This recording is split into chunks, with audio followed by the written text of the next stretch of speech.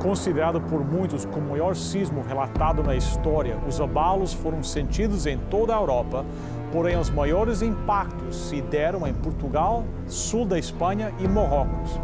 Tal terremoto é conhecido pela cidade que mais foi devastada, Lisboa.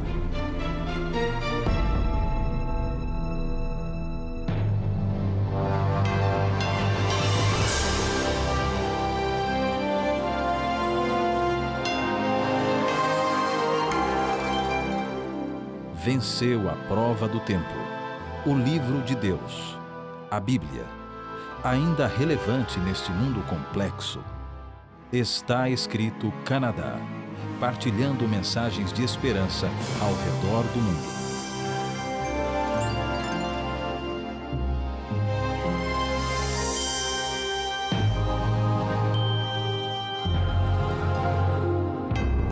Uma das principais testemunhas ainda visíveis do catástrofe em Lisboa, o Convento do Carmo, nos remete àquela triste manhã do feriado do Dia de Todos os Santos de 1755. Segundo testemunhas como Joaquim José Moreira de Mendonça, aquele sábado, dia 1 de novembro, estava muito quente para a época. Pouco depois das 9h30 da manhã, começou a terra a abalar, com pulsação do centro para a superfície. E aumentando o impulso, continuou a tremer, formando um balanço para os lados de norte ao sul. Com o estrago dos edifícios, que ao segundo minuto de duração começaram a cair ou a arruinar-se, não podendo os maiores resistir aos veementes movimentos da terra à sua continuação. Lisboa já havia sentido muitos terremotos nos tempos modernos, mas nenhum comparado a este. O terremoto, que pode ter alcançado a magnitude 9 na escala Richter, foi acompanhado por um maremoto com ondas que aparentemente tinham chegado aos 20 metros e um gigantesco incêndio que durante 6 dias completamente destruiu a Baixa de Lisboa. Ao todo, terão sido destruídos cerca de 10 mil edifícios, e terão morrido entre 12 e 15 mil pessoas, ou talvez muito mais. Alguns estudos mais modernos dizem de 70 a 90 mil pessoas.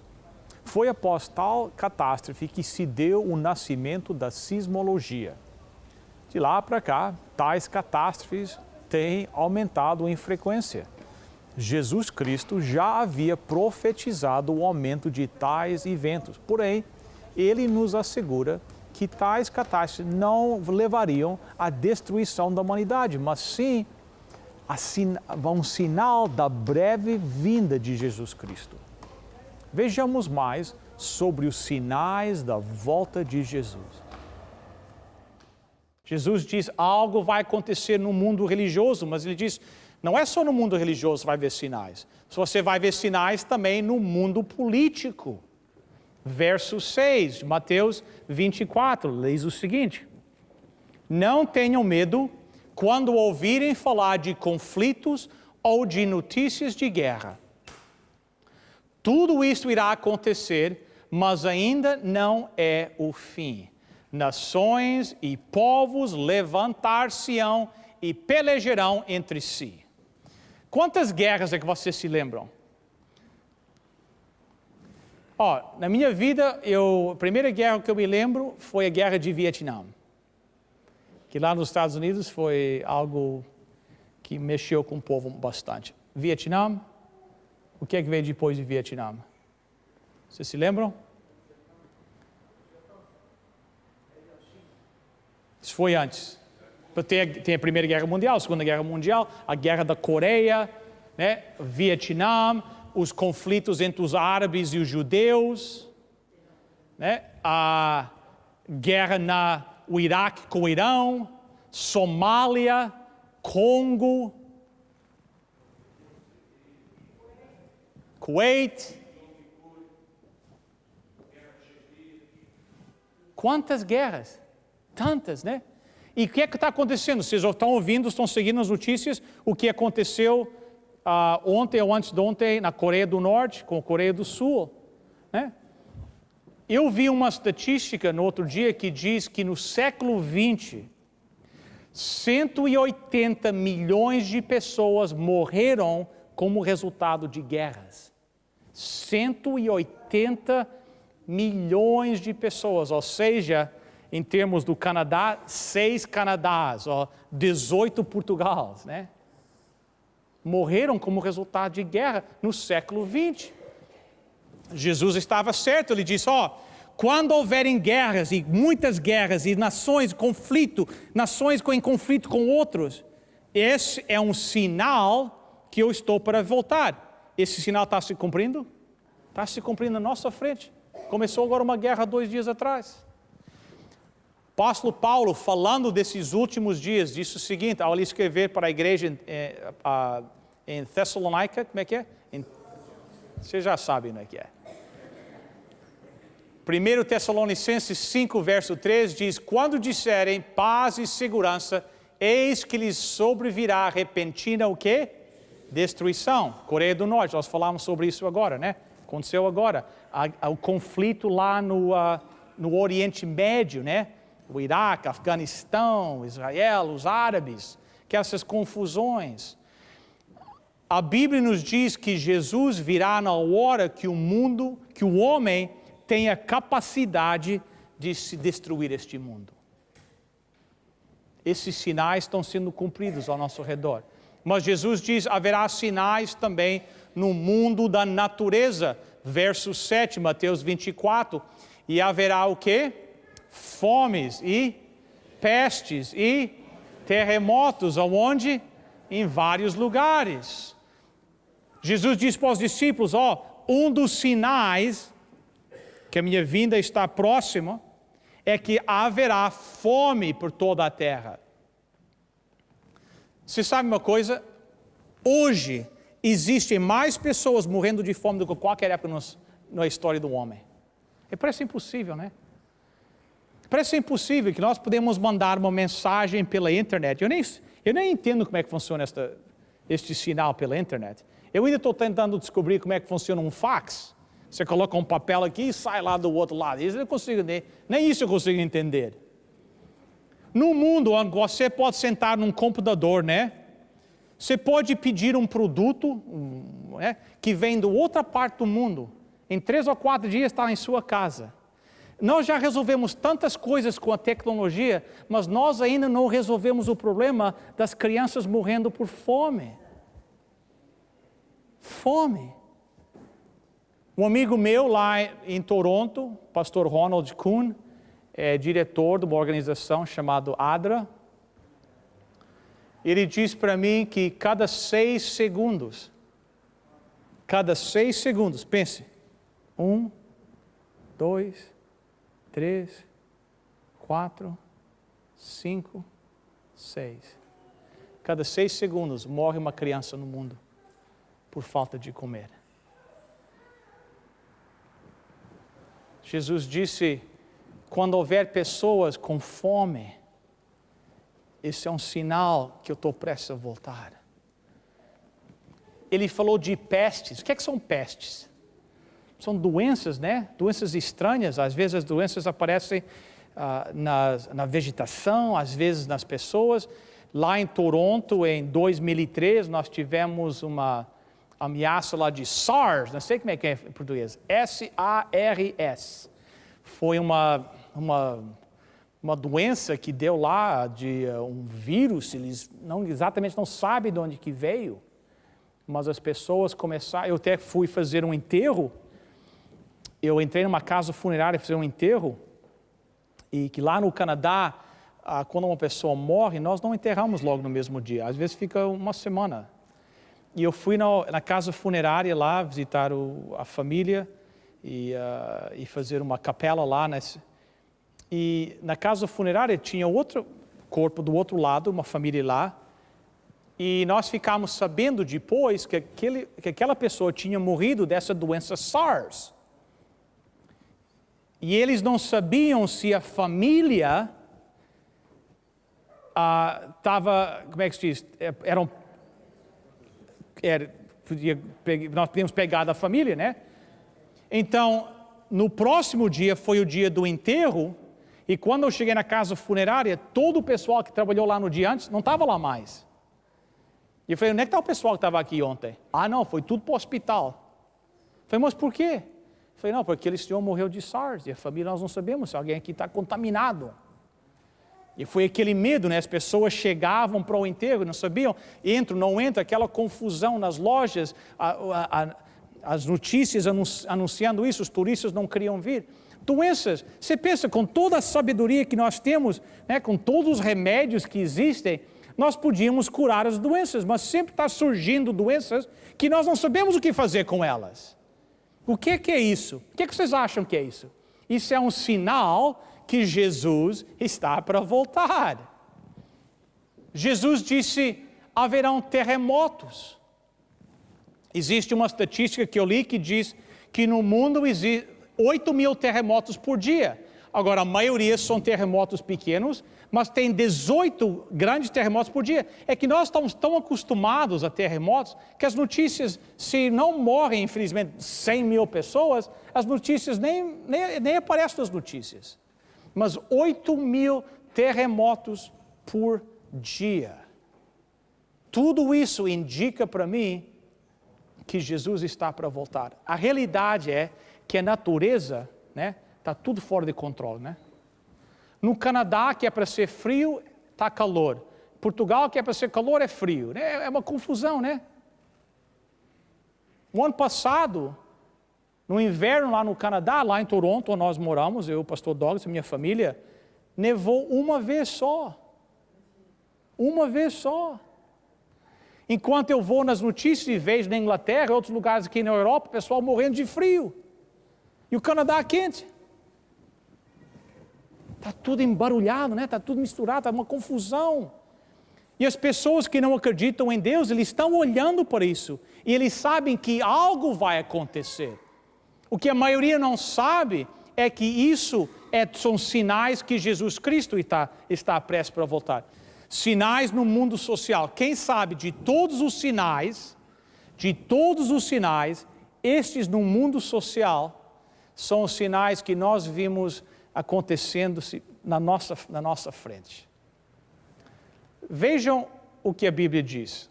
Verso 37, Mateus 24. A vinda do Filho do Homem será como foi nos dias de quem? De Noé. Pois antes do dilúvio, o povo comia e bebia, e os homens e as mulheres casavam-se e davam-se em casamento, até ao dia em que Noé entrou na arca. O que é que isso significa? Eles dizem, no dias de Noé, as pessoas estavam vivendo a sua vida, viviam a vida, até que o dia que Noé entrou na arca. Mas como é que era a vida nos dias de Noé? Como é que era o tecido moral da sociedade? O que é que tinha acontecido com os padrões morais na sociedade de Noé? Bem, nós sabemos que os padrões morais tinham desaparecido. Aquelas coisas que tinham sido os padrões que Deus tinha estabelecido não existiam mais. O casamento acabou. Deixa eu perguntar a vocês, como é que está o pano moral aqui da nossa sociedade? Nós estamos melhorando? Nós estamos progredindo moralmente? Estamos indo para frente? Ou estamos indo para trás? Aqueles padrões que a sociedade sempre aceitou, agora não são aceitos mais. E eu sei que, como pastor, quando eu me levanto diante de uma congregação e digo, esse estilo de vida não é o estilo de vida que Deus ordenou. Por quê? Porque Deus sabe o que é melhor para nós. O desejo de Jesus Cristo, a Bíblia diz, é que nós vivemos a vida com mais abundância, com mais alegria. Mas quando você fala isso, eles dizem, isso é bigotry, ela é intolerante. Não é. É que os padrões da nossa sociedade, em termos morais, estão desaparecendo. Estão desaparecendo. Eu não preciso falar muito disso, porque eu sei que vocês sabem. Vocês vivem numa sociedade secular aqui. Vocês leem o jornal, vocês veem as notícias. Você sabe que a raça humana, nós não estamos melhorando, nós estamos piorando. E a violência? Como é que é a violência hoje? Veja o que a Bíblia diz dos dias de Noé. Gênesis 6, versos 5 e 6. Quando o Senhor viu que a maldade no coração das pessoas e os que seus pensamentos e ações eram maus, quanto? Continuamente, Deus ficou o quê? Triste. Por ter criado o ser humano, o Senhor ficou desapontado e com o coração o quê? Angustiado. Continua. A terra estava corrompida à vista de Deus e cheio de quê? Violência. Viu Deus a terra e eis que estava corrompida, porque todo ser vivente havia corrompido o seu caminho na terra. E a violência hoje? Na sua nação, na minha nação, está melhorando? Menos violência? Você anda nas ruas com mais segurança hoje ou menos segurança? Essa é a realidade, não é? No Canadá, a cidade de Toronto, que era uma cidade modelo no mundo, hoje é uma cidade violenta também. Ok, não é que nem muitos dos centros americanos, mas nós hoje em Toronto, uma cidade com quase 4 milhões de pessoas, nós temos 60, 70 homicídios por ano, que é baixo. Sei que não é um número, eu sei que não é um número muito grande. Tem cidades nos Estados Unidos que tem isso por mês. Eu sei. Mas eu nasci na cidade de Toronto, eu estou com 48 anos. Eu me lembro quando nós tínhamos 5 ou 10 homicídios por ano em Toronto. Toronto era a cidade desejada de muitas pessoas. Era um modelo. Não mais. Não mais. A violência está por todos os lugares. Jesus disse, a Bíblia disse em Gênesis 6, a violência tomou conta do mundo na época de Noé. Jesus disse, nos finais dos tempos, será o quê? Igual. Esse sinal está sendo corrompido. National Center for Policy Analysis é um grupo americano, fez uma análise e diz que 10 milhões de crimes violentos são cometidos em cada ano. Uma das razões que eles dizem que existe tanto crime é que as nossas crianças assistem, através da televisão, muita violência. Agora, deixa eu falar um negócio. Eu tenho um programa de televisão, então eu nunca vou dizer para vocês, chega em casa hoje à noite e joga a televisão no lixo. Abre a janela e joga lá para a estrada. Não. Mas o conselho que eu uso em minha casa e o conselho que eu dou é que nós temos que ter cuidado naquilo que os nossos filhos estão assistindo. Cuidado. Na televisão, na internet, nesses jogos de videogames, jogos de violência, cuidado, cuidado. A realidade, eu acho, irmãos, é o seguinte. Jesus tem que voltar logo. Senão nós vamos destruir o nosso mundo pela poluição, nós vamos destruir a nossa sociedade através de uma guerra nuclear, nós vamos destruir a nossa cultura através da falta de moralidade, da violência. É um mundo diferente que nós vivemos hoje, completamente diferente. Paulo diz que nos últimos dias homens serão amantes de si mesmos e vão rejeitar a Deus. E isso que está acontecendo hoje. As pessoas viram as costas em Deus. E quando você fala da Bíblia e fala de Deus e da moral aqui da Bíblia, eles dizem, você está no passado. Isso é do passado. Nós somos uma nova geração agora, uma nova cabeça, umas novas ideias. Será que o nosso mundo está melhorando? Será que está indo para frente? Eu lembro quando eu era criança, nós jogávamos no Canadá beisebol, levávamos aquele taco de madeira de beisebol. Quando eu levava um taco de madeira de beisebol para a escola, era para jogar beisebol. Não era para bater nos meus colegas. Nós temos agora índice de crianças levando armas para escolas, matando colegas e professores. Pornografia infantil. Para mim, isso é tudo um sinal que Jesus vai voltar, porque a Bíblia diz: quando você começar a ver essas coisas acontecendo, saibam que Jesus está logo para voltar. E essa é a mensagem.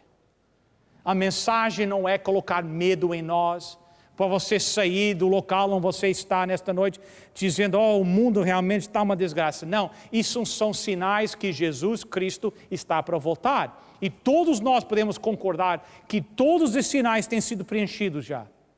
Então, se todos os sinais foram preenchidos, não faz sentido que nós nos preparemos hoje para encontrar Jesus, porque Ele vem logo. Não podemos ignorar, virar as costas nos sinais que Deus está colocando na nossa frente, para que nós possamos saber que Jesus está prestes a voltar. Harry tinha um negócio muito interessante. Ele tinha umas casas que ele alugava no lago. É localizado numa montanha lá nos Estados Unidos. E um dia eles chegaram na porta de Harry, começaram a bater na porta dele, dizendo, Harry, você tem que vir embora. Harry vivia perto dessa montanha aqui, Mount St. Helens, se chama, no estado de Washington, nos Estados Unidos. Harry, ele falou, tem que vir, porque nós estamos seguindo os sinais e a montanha vai explodir. E quando isso acontecer, Harry, ninguém vai conseguir resistir isso. Mas Harry tinha o seu negócio, ele tinha aquelas cabines para alugar, ele tinha barcos que ele alugava, o pessoal vinha lá na época das férias, e ele ganhava muito dinheiro. Eles disseram, Harry, eu sei que ainda tem casas para alugar, mas a montanha vai explodir. Harry não queria nada saber com isso. Harry rejeitou todos os sinais. Ele disse a eles, vocês podem ir embora, eu não vou sair daqui. Eu não preciso sair daqui. Eu tenho um armazém aqui que tem comida suficiente para 20 anos. Tenho whisky que vai me durar pelo menos 15 anos. Eu não tenho interesse de sair. E lá Harry ficou. O pessoal tinha se esquecido e disseram, não vamos lá mais, porque nós sabemos como é que ele é, não vamos mais. Mas o que aconteceu? Houve um terremoto. Um terremoto que indicou 4,1 na escala Richter. E eles voltaram lá na casa do Harry. Disseram, Harry, a montanha vai explodir. Os sinais estão aqui, Harry. Chegou a hora de ir embora. Você tem que abandonar tudo, Harry. Você tem que vir. Não havia maneira de convencer a Harry. Harry usou uma expressão em inglês que diz, eu vou permanecer aqui até que o inferno congele. Eu fico aqui para sempre. Se Harry soubesse quão certo ele estava. Porque no dia 18 de maio de 1980, a montanha de St. Helens literalmente explodiu. Explodiu com uma força 500 vezes maior do que a bomba atômica que caiu em Hiroshima. Quando a montanha explodiu, Harry nem teve tempo de virar a cabeça. Harry um dia disse que ele ia permanecer naquela montanha para sempre. Vocês podem saber que Harry está lá na montanha ainda. Debaixo de toneladas de pedra. Por quê? Por que foi assim? Não precisava ser assim. Todos os sinais, todas as advertências. Por que sabe? Porque Harry é um pouquinho como nós, né? Nós somos um pouquinho teimosos. Nós vemos os sinais, nós sabemos que é a hora, mas existe algo na nossa vida que nós não queremos abandonar. Quem sabe um vício que nós pensamos, não é difícil deixar. Então, os sinais estão se cumprindo lá, mas nós rejeitamos, nós viramos as costas, nós fechamos os olhos. Nós fingimos como não estivesse acontecendo. Foi exatamente isso que Harry fez. E custou Harry a sua vida. Jesus está te dizendo nesta noite que hoje é a noite de te preparar para a segunda vinda. Todos os sinais já foram cumpridos. Será que existe dúvida na mente de alguém que esses sinais não foram cumpridos? A próxima coisa que vai acontecer na história deste mundo é que Jesus Cristo vai voltar. E será que você vai estar pronto nesse dia? Oxalá que você possa tomar esta mensagem hoje, colocá-la no teu coração e tomar esta oportunidade que Jesus está te dando para te preparar para encontrar Ele quando Ele vier. Bem, chegamos ao final de mais um programa da série Contagem Decrescente para a Vida. Mas antes de dizermos adeus, eu gostaria de convidá-lo a visitar o nosso website, estaescrito.ca. Lá você pode ver todos os programas de novo. Pode até enviar um pedido de oração. Bem, daqui do Museu Arqueológico do Carmo é tudo para hoje. Mas lembre-se, está escrito: nem só de pão viverá o homem, mas de toda a palavra que procede da boca de Deus.